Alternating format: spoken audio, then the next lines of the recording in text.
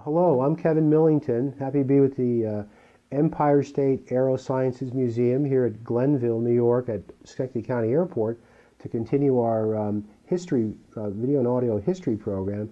We have a very special guest today. I'm happy to welcome Larry McArthur. Welcome, Larry. Thank you. Larry's been one of our great volunteers here at the museum, has been a colleague and friend of mine for the last 14 years. Larry has served, I know you've served on the board of trustees and virtually every office on the board, from treasurer, vice president, secretary. Larry also is a very active volunteer and produces what I consider to be the best museum newsletter that I've seen. Thank you very much. And it's a seasonal. You do one each season. I know the spring edition just came out. So welcome, Larry. Thank you. And today is Saturday, May 10th, 2014. Larry, I know you were a naval aviator. Right. And why don't you tell us, though, when and where you were born? I was born in Clearwater, Florida in 1945. I was there because my father was in the Army Air Corps. He was stationed down there. Oh. He was a personnel administrator. Oh. And when the war ended, he moved back up to New York State, and I grew up in Del Mar, New York. Which is near I live, in the town of Bethlehem. Right. Good.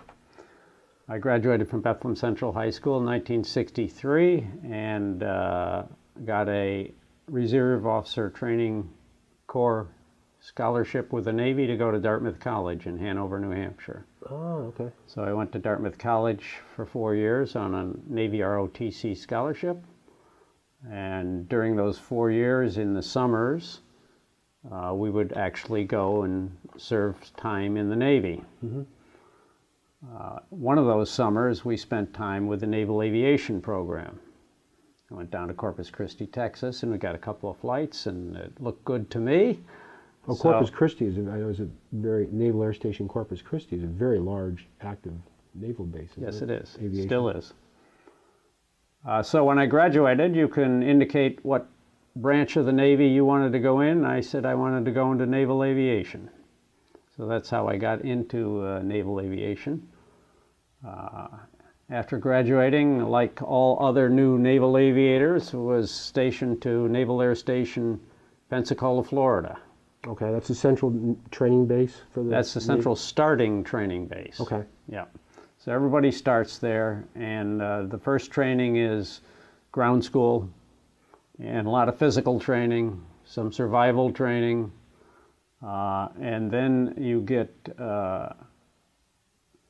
assigned out to Naval Air Station Softley Field, which is a small field right near mm-hmm. Naval Air Station Pensacola, but mm-hmm. it was a field that was totally devoted to basic flight training. Mm-hmm. The Navy flight training program consisted of 3 phases, basic, intermediate, and advanced. Everybody went to basic at Naval Air Station Softley Field, flying the T-34. Okay. So that was my first flight experience, was in the T-34. Oh, Larry, I remember seeing a T-34. It's a single-engine, propeller-driven? Yes, it is. Okay, yeah. And what year did you first start flying a T-34? 1967. 67, okay. Yep. All right. Do you remember your first flight? Not particularly. The first flight, the instructor mostly flew the plane. Okay. And the instructor would fly the plane, he'd take it off, okay. and you'd go up and you'd make some turns, and try to fly it straight and level and stuff like that, and then you'd come back and he would land the plane. Oh, I know the T-34 is a 2-seater, and the student pilot would sit in the front, yes, and the instructor pilot in the back? That's correct. Okay. All right. Well, you must so I remember my first solo. Yeah, okay. Tell us about that. Well, we would go out and do a lot of landing practice. And they actually had even smaller fields than NAS Softley Field to do landing practice on. They were not manned fields, they were just strips kind of out in the country. So your first solo is you go out with your instructor, do a number of practice landings at the field, then he gets out and you go up and you go around and do one landing, and he gets back in, and then you fly back home. But it was certainly interesting to look in the rearview mirror and see nobody back Yeah, there. I can imagine. Yeah, First- that's a first milestone landing. in the pilot is your That solo is, flight. right. And then your first solo, after your first solo, they cut off your tie, and I still have the bottom half of my tie. So that was in 1967. And That then was you- 1967, and so I finished up my basic flight training, and again, you got to say what you wanted to do. There were three pipelines. There was jets, props, and helicopters. And you could put in a preference for whichever one you wanted. However, the real determining factor were the needs of the Navy. So from class to class, the number of people who got into each of those three pipelines differed. But I asked for jets, and I got into the jet pipeline. So that was great as far as I was concerned. Well, I would think that 1967 was a period when there was a great demand for naval pilots, particularly combat pilots with, That's right. with the war, the Vietnam War raging. And what types of planes were in use at that period? Well, the A-4 was certainly in use Yep. at that period. That was the main attack plane. The F-4 Phantom was the main The fighter buddy plane. fighter, yeah. Okay. The A-6, or the all-weather attack plane, was in operation. A-3, the A-5 Vigilante, the E-2, Airborne Early Oh, Warner okay, plane, sure, early yeah. warner planes. I guess those were the main tactical planes. Okay. But your preference was for jets and So my preferences are jets, so that sent me off to intermediate flight training at Naval Air Station Meridian, Mississippi, okay. where we flew the T-2, which we have a T-2 right T2 here. Buckeye jet trainer. That's right. And again, you went through ground school, and then you started your flying. You did basic flight characteristics. You did navigation. We got into formation flying in intermediate. I did some instrument flying, and then the second part of intermediate was back in Pensacola, where we did gunnery work and carrier landing practice. And it was at the end of the intermediate phase where you first did your first carrier landings. How long did intermediate training last? Intermediate training lasted about 5 months. Okay. So we're probably around 1968. Yeah, we're into 1968 now. Okay. All right.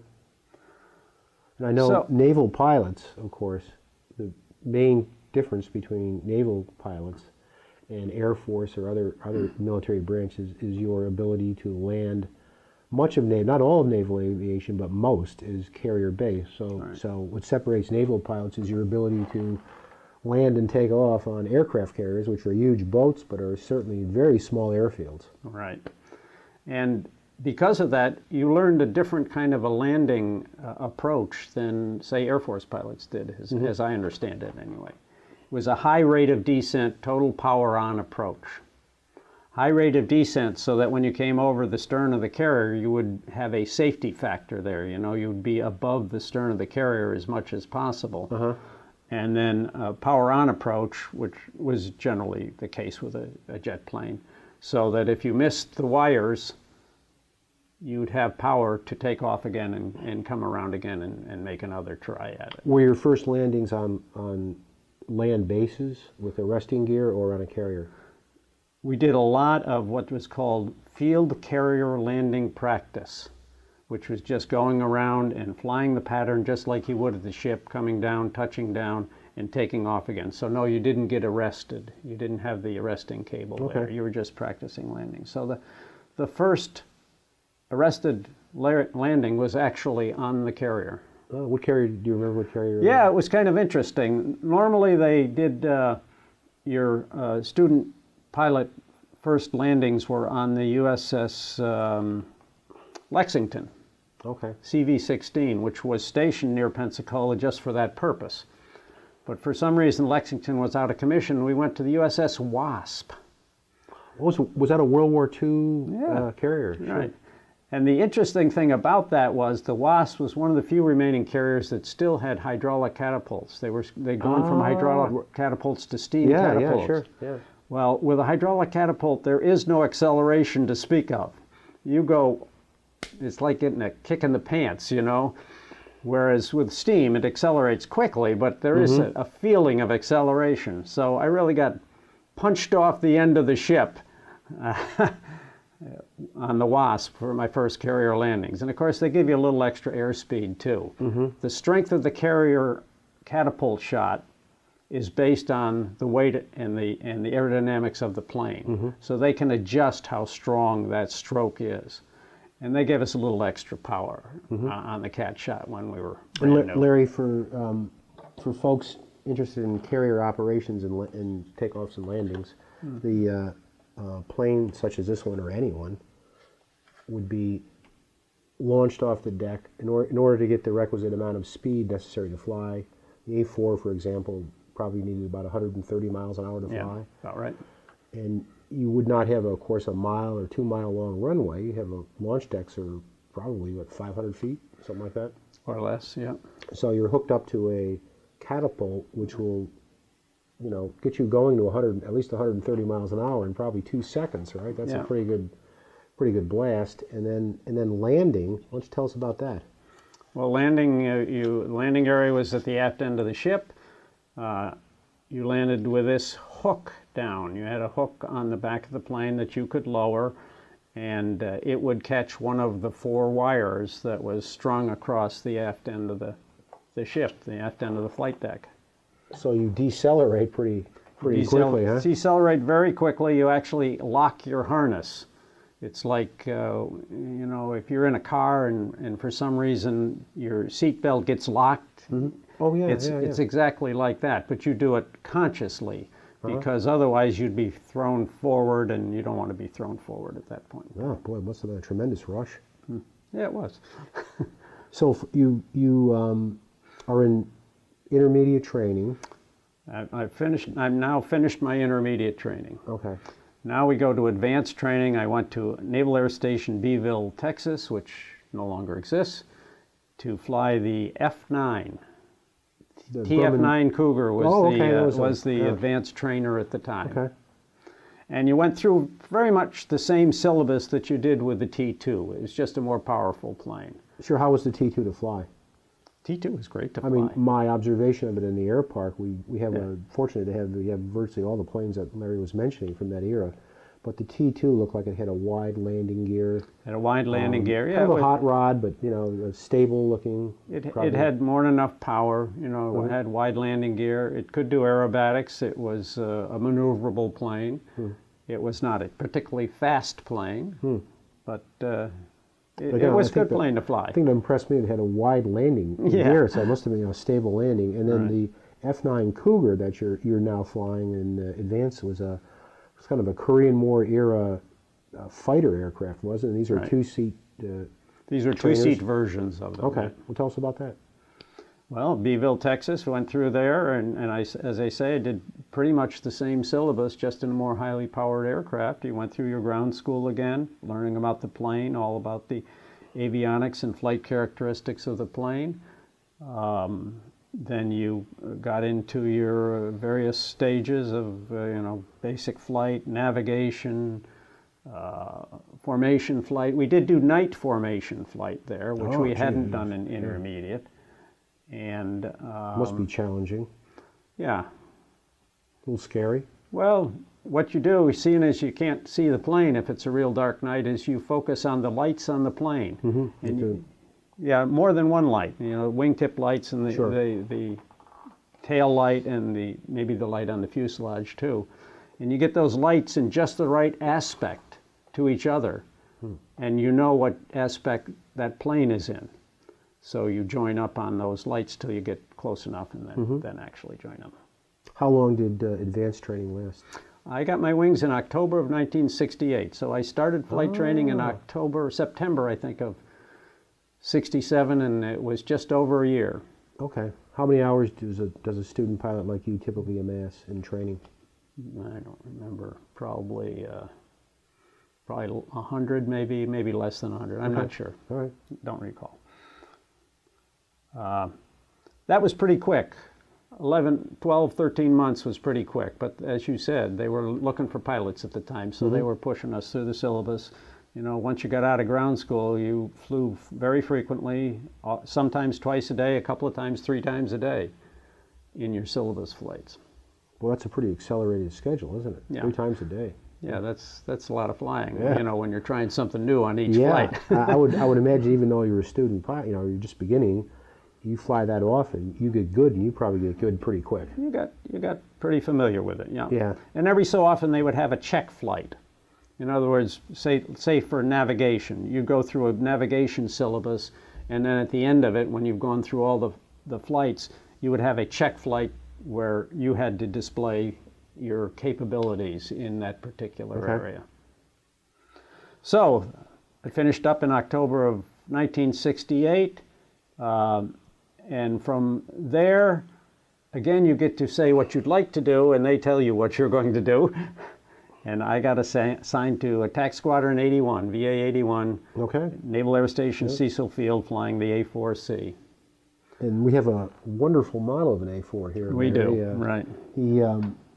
Larry, I recall from history, and the A4 was the most prolifically built jet Navy attack bomber. I think probably several thousand were manufactured by Douglas. It was it was easily the best light attack bomber in the world at the time. At its time, I think probably it was. And I know it's famous because of its compact size. It looks more like a fighter.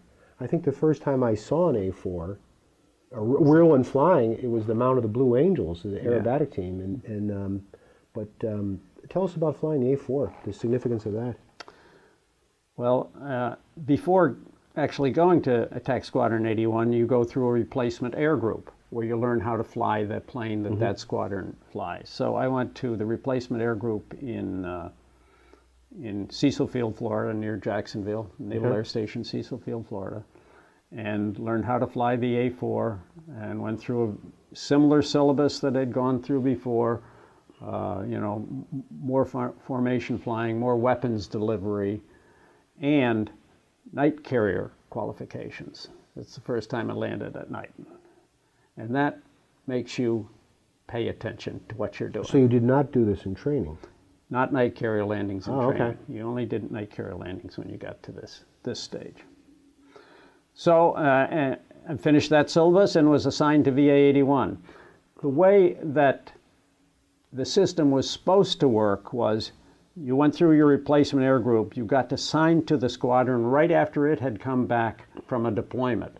So you had about 6 months with the squadron to get yourself up to speed before it went back out on the ship.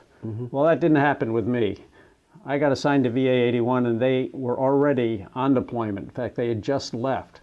So they flew me over to Naples, Italy, and I boarded the ship in Naples, Italy. So I boarded the ship at their absolute first port of their cruise, and I got to get myself comfortable while I was aboard ship. What carrier were you That was on? the USS John F. Kennedy. It was the first cruise of the John F. Kennedy, 1969. Oh. Yeah. I was on the John F. Kennedy once, Larry. Oh, yeah. In the mid-90s, known as the Big John, I remember. It was a huge, it was 1,000 feet long, probably had an air wing of 65 planes. Yeah. And it was at Fleet Week in New York City. Oh, yeah. And it was just a wonderful experience to go. I know it had 16 decks.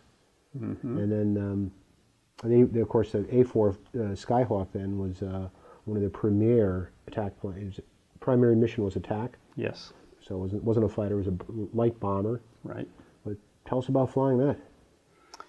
So we had a cruise in the Mediterranean Sea for the rest of 1969. Flew the A4. We didn't get into any kind of combat.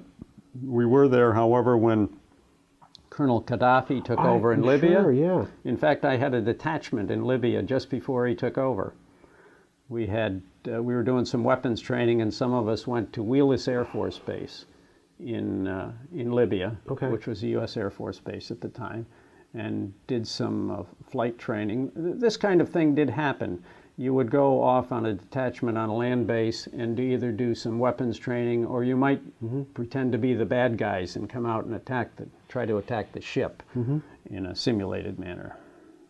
Well, I got an interesting story about being in Libya. North Africa. North Africa. We had a day off, so a friend and I went downtown. And we had our cameras, we're taking pictures. Well, we got in the old part of town, and we came across this butcher shop. The butcher shop had meat hanging on hooks outside, including camels. So we thought that would be a good thing to take a picture of. So we start snapping away, and out comes the butcher with his cleaver, and he didn't want us taking pictures of his camels. So he's going, he chased us down the street and around the corner. And I wish we had videos of the pictures of that, Larry. And as soon as we got out of sight of his shop, he stopped. But he had us on the run there for a moment. A non-combat adventure there, huh? During that cruise, our squadron won the Battle E Efficiency Award for the East Coast Fleet. So we were the best A4 squadron in terms of battle efficiency on the East Coast. Of course, the West Coast squadrons were actually fighting a war, and we weren't. But we did what we could in terms of our capabilities. We also won a safety award at one point. We had a very good squadron.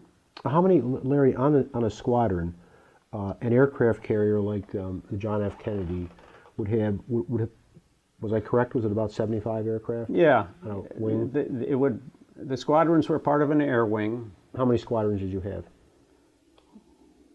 See, we had 2 fighter squadrons, 3 light attack squadrons, a heavy attack squadron, and then detachments of RA-5s, Vigilante reconnaissance, A3s, which were frequently used for refueling, E2s, and helicopters. And how many planes were in Attack Squadron 81? Attack Squadron 81 had we had 12 planes. Okay. With 12 planes and 23 pilots, as I recall. Oh. So I think I've told you this before, but you did get your name painted on the plane, but that wasn't your plane. Right, yeah. You flew whatever plane was assigned and was ready to fly at the time. So the senior pilots were able to put their, typically put their names on the side there? Right. Okay. So the commanding officer of the squadron got his name on the one that was 00. So the Modex number on the front here? Right. All right. How was the A4 to fly compared to the T2 or the F9 Cougar? Well, it was certainly more powerful than T2, and it was more maneuverable than the F9. It was like a little sports car, you know. It was a very maneuverable plane. It had sufficient power. It was not supersonic. It was a subsonic plane, but it was quite capable of doing its mission. We normally flew with drop tanks. These are drop tanks. Pretty large drop tanks. Yeah, for extra fuel. And even though they call them drop tanks, you don't drop them except in an emergency. Okay, and you could refuel in midair as well? We could refuel in midair, right? Yeah. All right. Is this a typical configuration for the... Yeah, that would be a typical configuration. What are we looking at here? Well, we're looking at what do we got? Mark 82s? Yeah. And they've got 6 of them on there. You can also put Mark 82s, bombs, rockets, missiles on the wings. And we would fly with them sometimes. But I'd say Mark 82s would be somewhere in the Mark 80 series. You know, 1,000-pound bombs would be the typical load. But, you know, compared to the size of the plane, the bomb load, including your drop tanks, must have been a substantial weight. Yeah. And you had 2 20-millimeter cannons on the wing root here for strafing? The biggest variable in the weight actually was fuel. You know, you'd fill up to start off the flight, and one of the things that you had to do when you pre-flighted the plane on the flight deck before going flying was right on the nose wheel door, write down your weight, the weight of your plane, with a grease pencil. So that meant it was up to you to tell the catapult officer who read that how much power he should put in the catapult. Oh, sure, right, because I would assume that if you had, the catapult had too much power, it would rip the landing gear off. Yeah, If it it had could. too little, it wouldn't get you flying. So Right. the catapult power for an A4 could be quite different from, say, a Vigilante or an F4. Absolutely, Okay. right. And it was up to you to give the catapult crew the right amount, and that's the way you did it. Mm-hmm. So let's hear about a typical. I've always, I think people are fascinated with naval aviation in particular, just landing and taking off. But tell us your feelings on takeoff. All right. Well, let me go through what I would call cyclical ops, which is mostly what we did. Mm-hmm. You'd get scheduled for a flight with maybe one, or if it's a section flight, you'd be flying just 2 people. If it's a division flight, you'd be flying 4 people, 4 planes. And they give you takeoff time and what your mission is for the flight. So you go down ahead of time to the ready room and brief the flight and get yourself dressed up in your flight gear, go up to the flight deck, find your plane, pre-flight your plane, and get in it. And then they would start it up, and now you're under control of the flight deck personnel who would taxi you up to the catapult. So the plane is fueled and armed at this time? Yes, it's all fueled and armed at this Okay. point. Yep. You're taxied up to one of the catapults. The Kennedy had 4 catapults, 2 waist catapults and 2 bow catapults. You could use any one of them, really, whichever one that they felt they wanted to assign you to. But you had the ability, the carrier had the ability to launch 4 aircraft pretty quickly. Yes, it could do that. Okay. Yep. The carrier would turn into the wind. That was one of the nice things about a carrier landing, was you didn't have to worry too much about crosswind landings because the carrier could turn into the wind. That was an important fact that you taught me that I didn't know, is that the takeoffs, in addition to having, of course, the catapult to get the plane off, the other factor that was needed was you had to be flying to pretty good. You had to try to get about Good 30 wind over knots, the desk. 30 Deck. knots over the deck, and that helped the plane take off too. Again, the Right. challenge is to get the plane off on a relatively short distance. Right. Okay. So you taxi up to the catapult. They'd raise the jet blast deflector behind you, so that when you went to full power, it wouldn't be rolling people down the deck behind it. It'll direct the jet blast up. Hook you up to the catapult, take tension on the catapult. You would make sure that your instruments looked okay, wipe out your cockpit with your stick to make sure all your flight controls looked okay. And when you were ready, you looked down to a flight deck officer and you saluted him. And that was his signal, your signal to him that you were ready to go. And he'd return the salute and touch the deck. And then somebody over on the side would push a button and off you'd go. And off you'd go. Now, if you weren't ready, and this happened to me only once, he was supposed to come out in front of the plane before you put your power back, because you didn't want to be going off that catapult with your power at idle. You were at full Maximum power. power, sure, You were yeah. at full power and you were being held back. And in fact, you weren't even holding onto the stick. You put your elbow right into your side and opened your hand, and the stick would come back into it, and then you grab it on the flight. So it was, to a certain extent, it was a hands-off takeoff. Anyway, the one time when I said I wasn't ready was because I had this anti-G suit. I think I've shown it to you. Yes, these yeah. suit with bladders in the legs and the belly. And what it would do is, if you were pulling G's and the blood was rushing down from your head, it would these bladders would inflate and keep the blood up in your head so you wouldn't pass out. But it wasn't supposed to work unless you were pulling these G's. Well, for some reason, it was working right there on the catapult. I wasn't doing anything. And it was squeezing your me. G-suit inflated? Yeah. And I said, I'm not going like this. So I wouldn't salute. And of course, he didn't want to come out in front of a loaded catapult with a plane on it. But finally he did.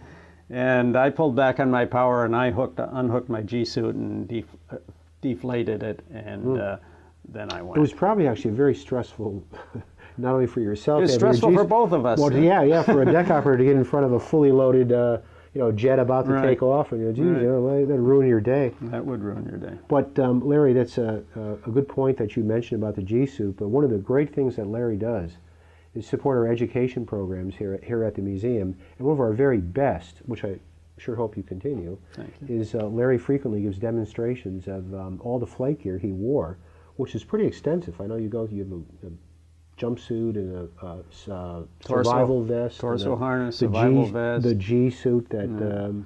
And again, Larry, the G suit is for the centrifugal forces of heavy maneuvering, where you could, like a 5G turn. You can actually pull so hard that you'll black yourself out. Yeah, because if you weigh 200 pounds and you're doing a 5G turn, you're about 1,000 pounds, and then the blood drains from your head, and pretty soon you have G-induced loss of consciousness. Did that ever occur when you were Yes. flying?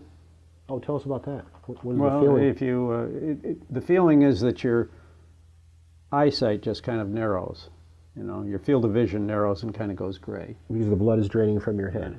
Okay. So if you just let off on the stick, on the G's, you'll come right back. What happened if you didn't?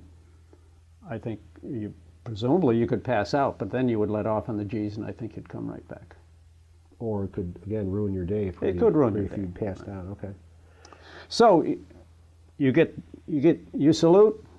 The catapult officer salutes you back. You take off. He shoots the catapult. You go off. In good weather and daytime, you did a clearing turn, just a gentle turn after you get off the catapult. And the purpose of that was to keep your jet wash out of the way of the next plane that was going to take off.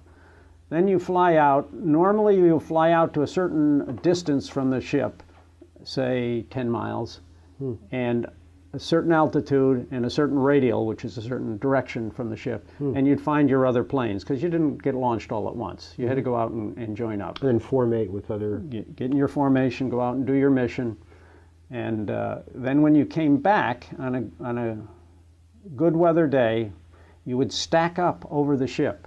Each squadron would have its own altitude. So the first planes to land, which were normally the Phantoms, because they had less endurance in terms of fuel, they get to lower altitude. So you'd get a bunch of Phantoms circulating at 3,000 feet, another at 4,000 feet, and then maybe our squadron might be at 5,000 feet. You get in this circle, you find the group that's below you in the circle, and you get on get behind and above them, so that when you come into the actual landing pattern, you'll have the right spacing. The leader leads you down. You fly up the starboard side of the ship, right side of the ship, in a right echelon formation. So 1, 2, 3, 4. And then the leader breaks off at the point that he thinks will get him to the flight deck 35 seconds, it was for us anyway, 35 seconds after the plane that was in front of him. So the sequence was every 35 two seconds. planes a minute are landing on the carrier. Right, exactly. Well, that's a pretty intense... yeah, it's pretty quick, intense. and people were serious about trying to keep that interval. You wanted to get that landing operation done as quick as possible. Come in, you make a break to your left, so now you're on the other side of the ship, coming downwind the opposite direction of the ship. At about the time you hit the ship's stern, you turn in and start your descent into the final approach, and you come down and land, and I think maybe you've heard my talk about the 3 things for landing. You remember what they are? I do. It was speed, because you want to be landing at an optimum speed, not to stall the plane, but and not too fast. Line up, you want to be going right down. And you told me that 100% of the fixed wing landings on a carrier are done on the angled deck. Yeah. Right, so you don't run into any other planes, and Right. if you don't get the wire, that you can go off again. And glide slope, which is you want a constant. Is that? That's right. Okay. See, I've been learning did some it. good stuff from you there. But tell us about a landing. You're on your final. You were on your final approach now. You're now on your final approach. So you got line up, which means you want to land in the middle of the... Who's talking to you? Who's communicating with you? Well, there is a landing signal officer on the back of the ship, and you have to report into him, unless they had some landings which were called zip lip, where we did it with no talking whatsoever. And that was in case, there were some bad guys out there and would be listening in. So we wanted to practice being able to do it with no talking whatsoever. But normally what you would do is when you got into the final, you would call ball the word ball, and your fuel state. Well, ball was your glide slope. Basically what it was is there was a lens on the back of the ship, and a light was, think of it as a light being reflected in a mirror and back up to you. And it looks like a ball of light.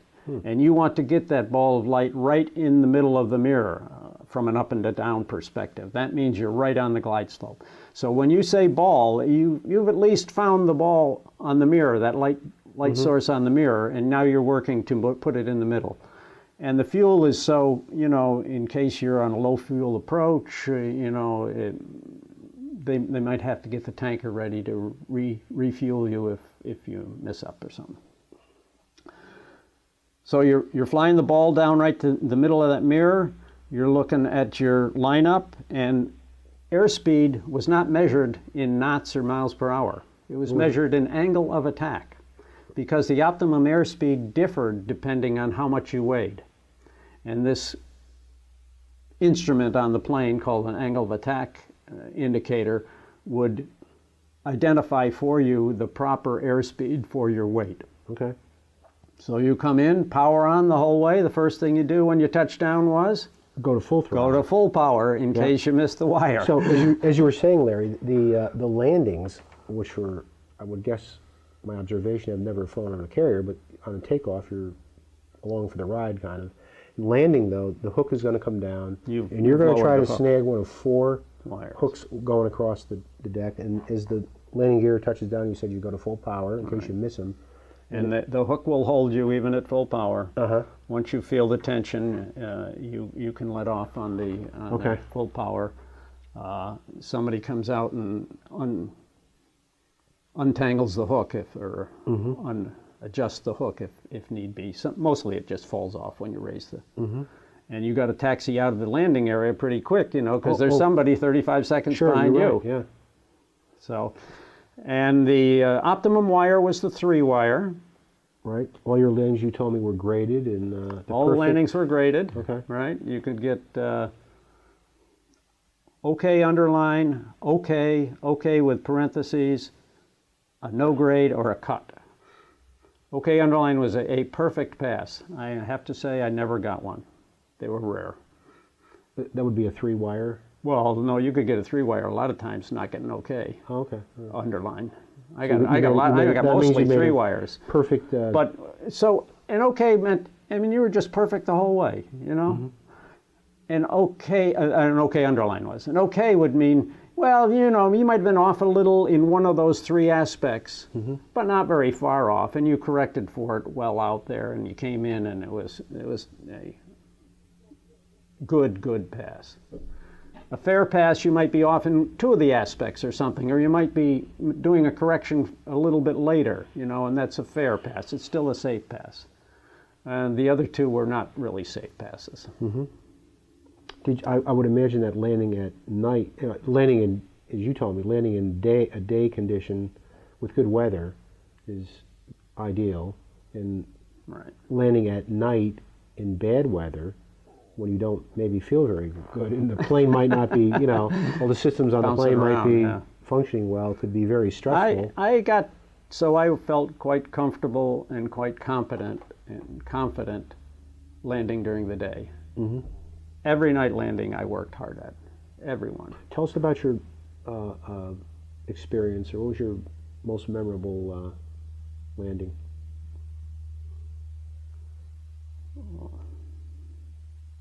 Well, I suppose the most memorable one was when I became a centurion, when I made my 100th landing. I was a centurion on the Forrestal, and I was a centurion on the Kennedy, and I was later a centurion on the Forrestal, which meant I had 100 landings, and they announced your name on the loudspeaker and all that kind of stuff. And you flew after the Kennedy, you flew on the USS Forrestal? Yes. Okay. We transitioned to A7Es. Okay. And then went to the Forrestal. Well, I'll tell you about 2 landings, but neither of them are carrier landings. One was in Decimomanu, Sardinia.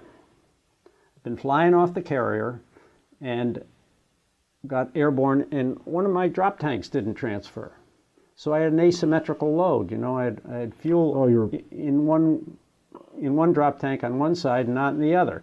Well, you're not supposed to land on the carrier that way if possible. Yeah, because these tanks are obviously very heavy. Right. Loaded. Are these 300-gallon tanks or something? Yeah, I think so, yeah. They're very large, so they have an awful lot of weight, and if one's not, you could be pretty well off, off balance. We always flew with a divert field, and the divert field was a NATO field on Sardinia.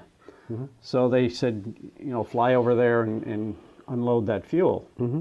So I flew over and called their tower, and Sardinia is Italian, but the guy in the tower spoke English, and I said, I need to land heading south because you wanted to put the heavy wing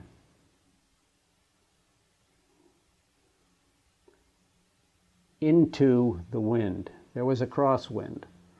Do you want to put the heavy wing into the wind? And he said, well, the active runway is heading north.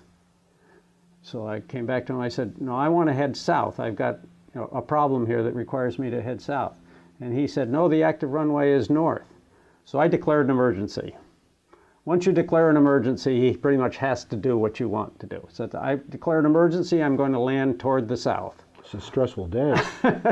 So I go in and I land okay and taxi over, and now I'm dealing with the fuel crew, and these guys did not speak English, and I didn't speak Italian. So I'm trying to get them to offload fuel from part of my plane and unload fuel to the other part of my plane, to the internal tank. I mean, ideally, Larry... And we did a lot of hand signals for that. The A4 and the A7 Corsair, and most jets, has a number of internal fuel tanks, maybe in the wings or the fuselage. Right. And then the system is, your fuel system transfers that as you use the fuel, transfers it to keep the plane balanced. It does it automatically. Yeah, right. In this case, you're having a problem, and they're having to manually do this? I tried to manually do it, and I couldn't do it manually either. So I got on the ground, and I actually had the fuel crew try to actually just suck it out of this fuel tank that wouldn't transfer. Oh, geez. And then put it back into the main tank in the plane, which they eventually did. We had a little communications problem, but they eventually did, and I filled up the internal tank, which is enough fuel to get me back to the ship. This is 1969. Oh, okay.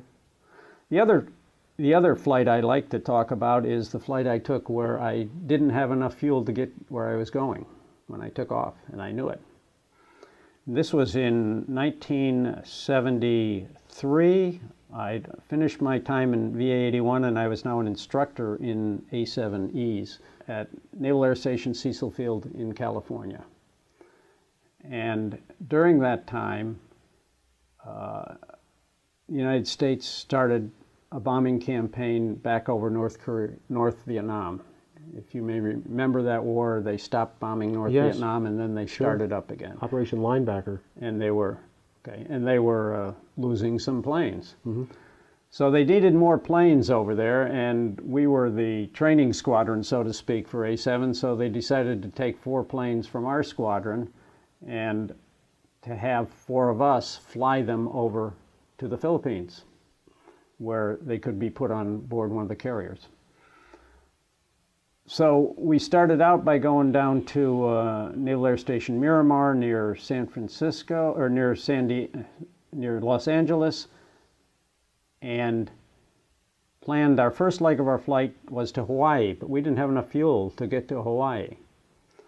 So the plan was that a KC-130 tanker, flown by the Marine Corps, would take off about a half an hour before we did, and by the time we took off and caught up to it, we would have burned down enough fuel that we could then refuel and get ourselves to Hawaii. How many miles is it from Miramar to? 1,500 miles. Okay. So we did that. The KC-130 took off. We took off, and we did find it, although it was not good weather. He found a clear spot, and we found him in it, and then we started tanking. That's the only time I did refueling in the clouds. Which is disorienting, because when you're in the clouds, you want to fly on your instruments. You want to rely on your altimeter and your other flight instruments. But you can't do that when you're refueling. You got to be watching the refueling probe.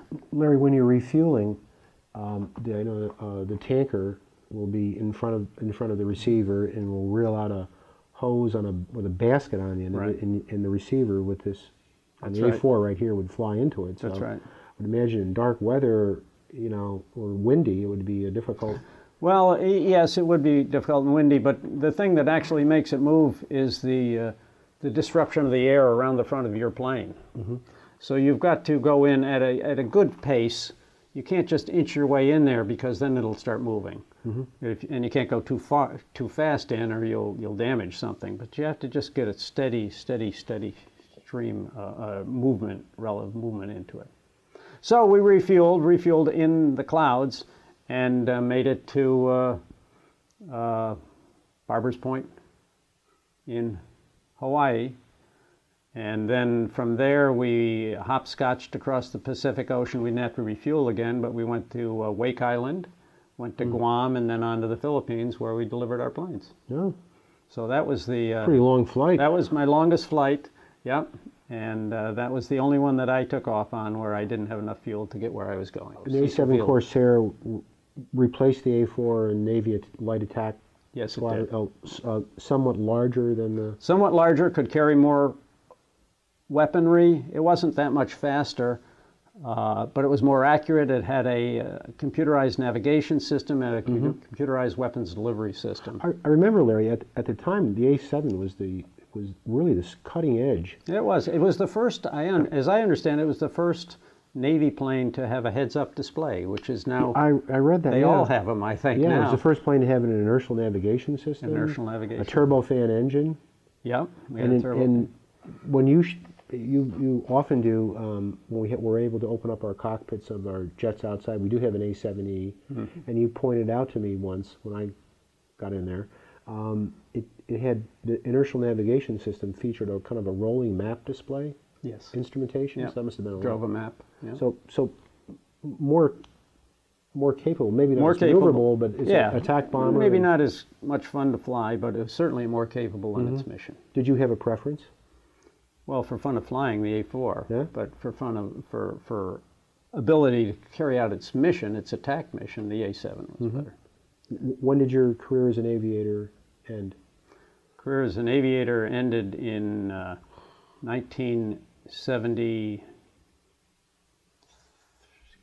74, January of 74. Okay. I got out of the Navy.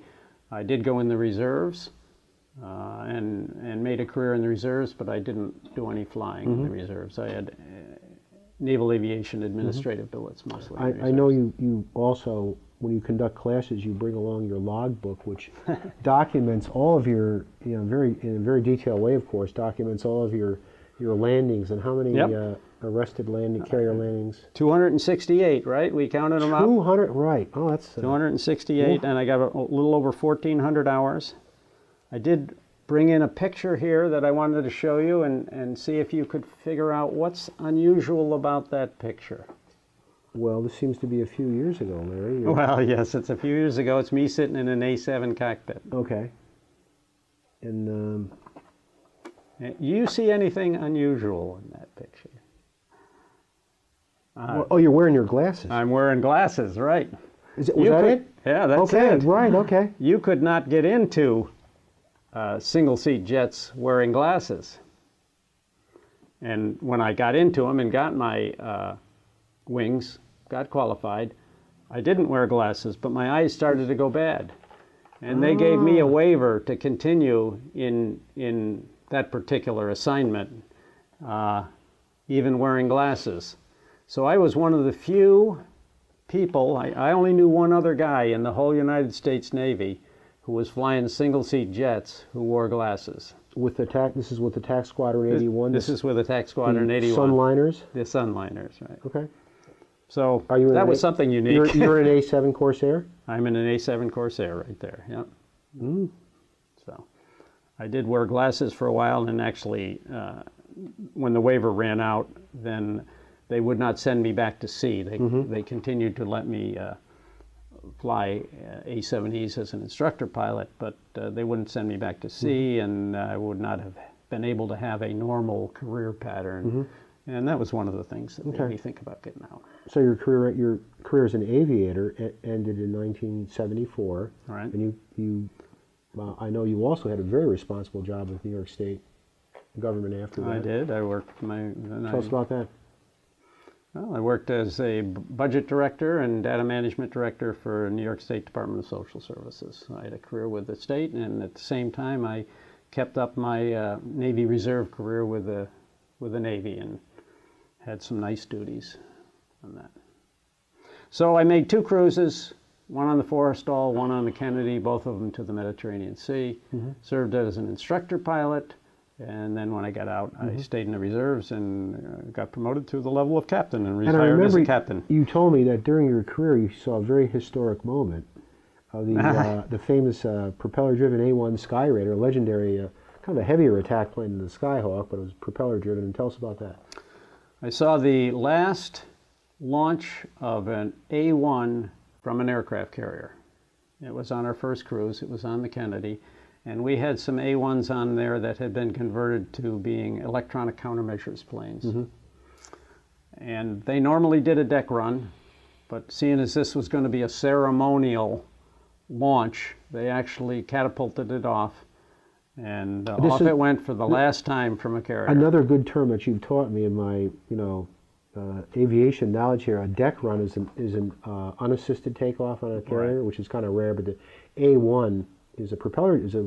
Well, it wasn't so rare for propeller-driven planes. But the A-1 was one of the last propeller-driven attack planes, probably, and it had a great career. Right. I know in the Vietnam War it had a resurgence, and yes, it did. It was excellent for close air support, rugged. And you saw the last launch. So that's pretty good. Yeah. Well, how you've been with the museum? When did you become involved with the museum? I came involved with the museum in I think 2001. Oh, okay. Right after I retired, I was recruited by a guy who was on the board of directors at the time, Jim Edgar. Do you remember him? No, I don't. He's passed away since. That was, I think, the first year that I began volunteering as well. Yeah. Okay. And he was on the board of directors and he was a naval aviator too. And he encouraged me to come over here, and I've enjoyed it. I've been here ever since. As you said, I've been on the board. And I now do the newsletter, and I work with the curatorial staff and help out doing little presentations every once in a while. And more than help out. I'm pleased to participate in this oral history. Thank you, Larry. And I know it's a family affair, actually. Your wife, Dory, you live in Burnt Hills? Glenville. Or Glenville, okay. And your wife, Dory, is another great volunteer here and participates with you in all of our major events and also the Brick Fund, which supports museum activities, and Memorial Fund. Yeah. And your granddaughter Heather is doing a great job on weekends and manning the admissions office there. So it's a pretty active family in support of ESAM, which we're very grateful for. What do you think of ESAM? We're going in the right. I think ESAM is looking good, isn't it? I think so. I think that we've got new planes recently from the Intrepid. We've renovated the community room. We've opened up this nice classroom. Got a nice sign out front. I think the physical plant is in the best shape that I've seen it since I've been volunteering here. I think so too. And the one thing you've contributed to me and with me is the need for identifying, of course, priorities. We're largely, not entirely, but we have a great staff, small staff, great staff. But with volunteers, of course, the need for this museum and probably others as well to identify priorities, focus on getting things done, and also to support our education programs, which are pretty key. Let me ask you a final question here. From a programming point of view, we've got a big event coming up this year, haven't we? We do, and indeed. You're one of the co-leaders of this event. I'm happy to coordinate, and Larry will hopefully participate in it as well actively. The 30th anniversary of the Empire State Aerosciences Museum is coming up on August. So from August to 11th to the 18th, we'll be hosting a variety of events here to celebrate the founding of the museum, we'll be unveiling some anchor exhibits, I would think. Everything from the long-developed moon rover, a unique World War I exhibit, which the exhibit committee is working on, in addition to recognizing the founders and their surviving family members. And it should be a great week. We're having John Panoski, our colleague, is arranging for a B-17 to fly in and give ground and flight tours, and it should be a pretty fun. We're going to have classes here, right here in this room, NASA and aviation history. So hopefully I will be here. Put that on your schedule, I will. Larry, and join us. But I want to really thank you for coming. Well, You've been a great supporter and friend of mine, and wonderful. You're the winner of the Alex Award. I was happy to recognize you a few years ago, and this concludes our interview for the day. I want to thank Larry, and I also want to thank Josh Nagy, who's our producer and cameraman, and does a great job of this. So thanks again, and look forward to continuing this series. Thank you.